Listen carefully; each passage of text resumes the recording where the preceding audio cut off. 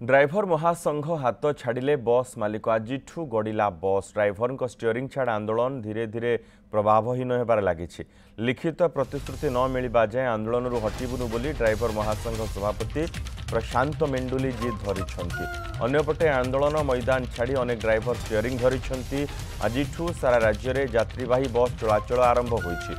आंदोलन सत्वे जातीय राजपथ राज्य राजपथ में 2000 यात्रीवाही बस गड़ुला। आज राज्य में समस्त 14,000 घरोई बस गड़ब।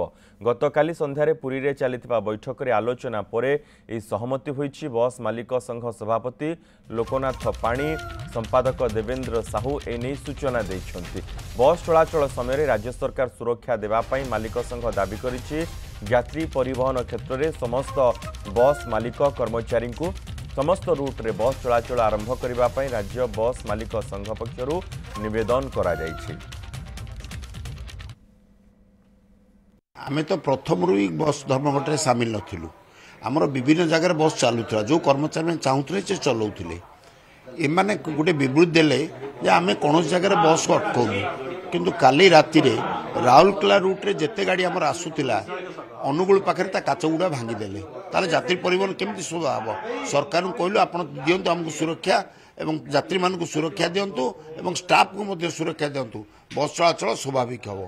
आमे चाहूँ यात्री परिवहन स्वाभाविक करिया को आमे बस चलेबू। आम पाखे आम कर्मचारी अच्छी बर्तमान भी अच्छे आम कर्मचारी आमे यात्री मान सुविधा बस चला चाहूँ आमको पर्याप्त परिमाण सुरक्षा दि जाऊ जहाँफल बस चलाचल स्वाभाविक हम। दिन बेल कथा अलग कथा था दीर्घ दिन धर 4 दिन 5 दिन आसी है ये जिनसा असह्य है।